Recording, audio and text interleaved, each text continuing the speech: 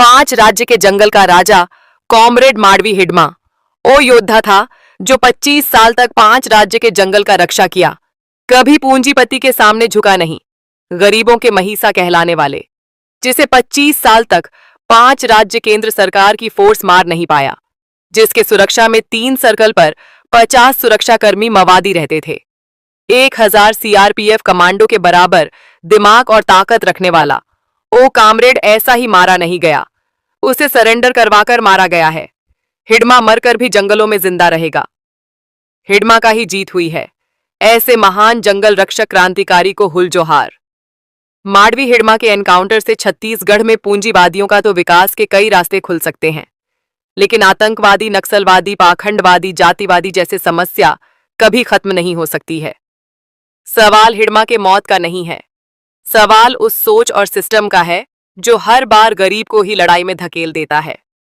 अगर नक्सलवाद को सच में खत्म करना है तो सिर्फ नक्सली लीडर मारने से नक्सलवाद खत्म होगा, ऐसा वहम पालना बिल्कुल साफ गलत बात है।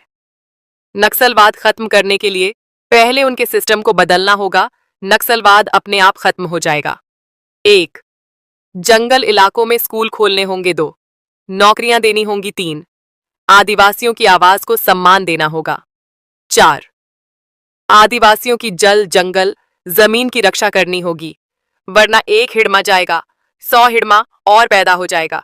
मजबूरी में गरीब बंदूक उठाता है, अमीर सिस्टम उठा लेता है। याद रहे, हिडमा का केवल शरीर मरा है, उनके विचार नहीं। कुछ दिन शांत रह सकता है, पर जुल्म होने से फिर नई पीढ़ी इसके विचार को नई रूप देने में ताकत बस्तर का माटी जरूर रखेगी। क्या वास्तव में हिडमा नक्सली था, इसलिए उनका एनकाउंटर किया गया एवं अब समस्या खत्म हो गया? ऐसा कुछ भी नहीं है। हमारे आजाद भारत के भारतीय संविधान में स्वतंत्र रूप से जीने के लिए स्वतंत्रता दी गई है, लेकिन हम अब भी सरकार की नीतियों व नियमों से गुलामी की जंजीरों में बंधे हुए हैं। यह भारत सरकार कौन है?